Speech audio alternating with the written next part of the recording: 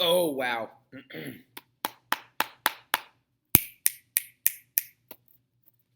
Welcome back, Chappelle. Welcome back to it. Welcome back to your flip classroom as my voice is literally shot. All right, but welcome back to your flip classroom and our discussion of the absolutist reign of Louis XIV, right? Of the Sun King, Louis XIV, of Laissez-moi, like Louis XIV. I am the state, absolute ruler at its best, extreme efficacy and, well, not efficacy, but extreme rule under this man who is the premier absolutist, right? We left off in class talking about the Palace of Versailles, right? Looking at these different pictures of the Palace of Versailles, talking about it has no plumbing and all this other stuff, and just look at how gorgeous this place is. Wow.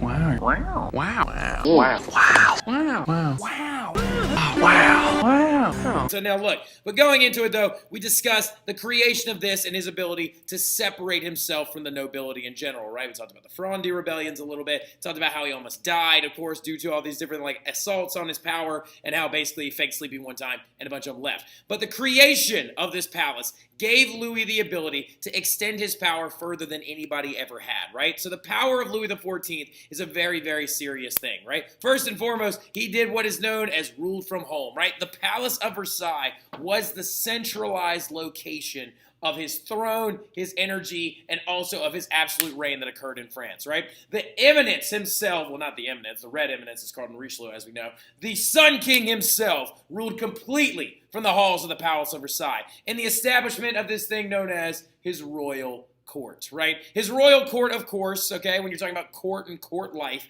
royal courts is basically the large group of nobles that he would keep basically begging at his feet, right? So a big thing about it in general is court or court life has to do going back to the Renaissance era and how nobles and rich, wealthy people would do what's known as hold court, right? Holding court, of course, referring to the idea of people coming to a rich person's home to see them, to party with them, to hang out with music playing in the background, dancing, drinking, and revelry of a sort, right? So the big thing about it, though, is that we talked about this in the Renaissance, right? We talked about Balthasar Castiglione writing the courtier, which is, of course, is a big thing about, being a courtier means you're somebody who can advise a king because you're a part of his court, right? Well, the royal court that Louis XIV constructed inside the Palace of Versailles is actually a massive council of princes and nobles that carried out all of his policies while he lived at his house, right? So he had the ability to talk to all these different princes and nobles that actually lived at his house with him for at least 30% of the year, right? Now, I don't mean that for 2/3 of the year that there was nobody else in there with him. I meant that they were rotating through constantly, right? So there were these nobles that lived at his home with him, right? So if we look at this picture of him right here as well, that right there, of course, is Louis XIV.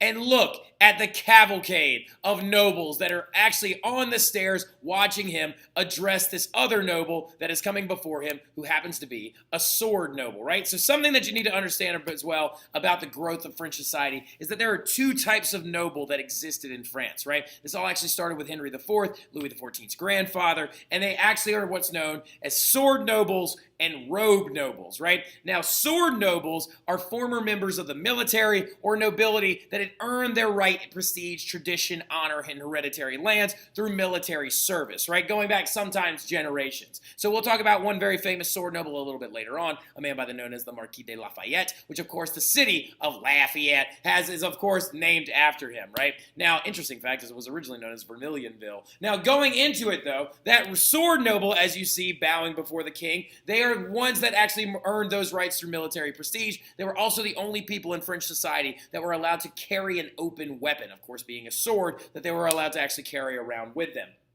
Now, a big thing about it, though, is Louis did not particularly like the sword nobles, right? Because those are the people that led the Fronde rebellions against him when he was a very, very young man. He instead actually sold more rights of robe nobility to more people, okay? So what do I mean by selling? That's what makes a robe noble a robe noble. You could buy your way into the nobility, and when you did buy your way into the nobility, you got a break from taxes, you didn't have to pay nearly as much as in taxes, and you got hereditary rights and lands, right? And so with that, when you bought your way into the nobility, you could actually be there under his thumb, right? Robe nobles would do anything they could to be closer to Louis, to suck up to him, right? So, for example, one of the best jobs you could have as a robe noble is helping him pick out the shirt that he was going to wear, either going to bed or waking up in the morning. Literally, people would stand near his bed, and when he woke in the morning, they would just, oh, clap for him, and be like, oh, you're just the best. Look at you waking up. You're the best. Oh my God. They also, apparently, one of the best jobs as well was helping him go to the bathroom, or helping him eat, or take off his riding boots in the evenings. Literally, the guy would come down the stairs and people would clap for him.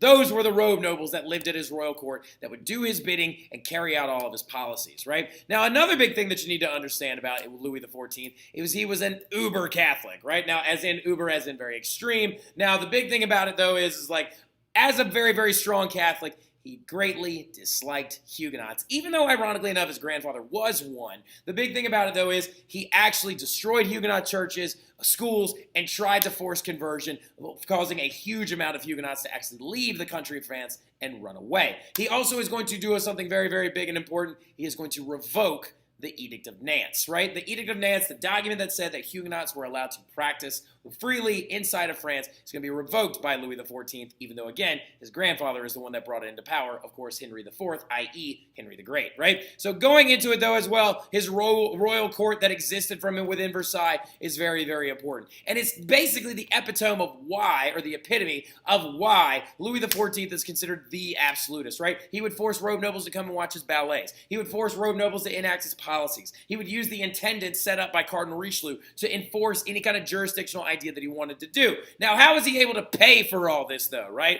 So we got to talk about his finances. So the biggest thing that you need to understand about Louis XIV is he spent basically the entire French budget on his palaces and funding his royal court. Also, he's going to adopt mercantilism, right? Now, mercantilism is very, very important. First of all, it was established by his advisor, Jean-Baptiste Colbert. Now, the big thing about it, though, is mercantilism is that key concept of exporting more than you import and hoarding as much money as possible inside of your own country. So Jean-Baptiste Colbert, his financial advisor and robe noble himself, came up to Louis XIV and said, you have to understand that as Spain grows in liquidity and as they bring in more gold and silver into their borders, as every other country in this area begins to colonize and make more money, we need to do our best effort to try and hold on to as much gold and silver inside of this country as possible. And we need to try and do that by refusing to actually bring in foreign items. We need to actually export more than we import, because if you are exporting, you are receiving payment for an item, whereas if you are importing, you are paying for something. And if I spend $1 and it goes to England, it's going to get melted down and turned into a pound sterling rather than being a franc, right? So the idea, though, that was propagated to him was conserve and hoard as much money inside of the country as possible. That means he's going to increase tariffs, and a big thing as well that's going to happen under Louis XIV is the outlawing of certain foreign products, right? For example, write this down, Louis outlawed English tobacco. He also outlawed English cotton textiles, right? Because he was trying to force French people to buy products from France to keep that money hoarded inside of his country, right? So mercantilism is a big thing that he adopted that is going to be very, very big in the adoption and the understanding of Louis XIV going forward. He's also eventually going to die at the ripe old age of his 70s with a tremendous amount of debt, right? Having multiple different wives and things like that. But the big thing, not at the same time, but the big thing about it in general is he died mostly with a lot of debt due to the fact that he started more wars than you can imagine. And he was in power for 54 years. 54 years of reign, right? Now, in his 54 years of reign, though, he literally was at war for 33 of them, right? That is absolutely bananas. That's absolutely crazy. The idea that a guy that ruled into his 70s, that died in 1715, literally had that much time and power to lead many different wars. But the problem is he lost a couple on the back end, right? One of the biggest ones he, of course, lost on the back end was this thing called the War of Spanish Succession. Do y'all remember King Carlos II, the ugly Habsburg guy that was the last Habsburg of Spain? When he died, it left an opening on the throne. The person that ended up getting the throne is Louis's grandson, Philip V, right? And so the big thing about it is Louis tried to exert his power, try to grow his holdings, try to gobble up as much land and territory in Spain as possible. The rest of Europe coalesced together, fought against him, and crushed his forces, right? This is going to leave him with a tremendous amount of debt going forward. It's going to help lead into that French Revolution. But now what we're going to do is we're going to take a break right here, and we're going to talk about Russia, okay? So go ahead and give me a nice big title, a nice big fat Russia in your notes, so we can talk about this stuff a little bit more when I see y'all soon, because we're going to talk about Ivan, a.k.a. Ivan the Terrible, and talk about Russia during the late 1500s, okay? But we'll talk to y'all soon. Y'all have a good one.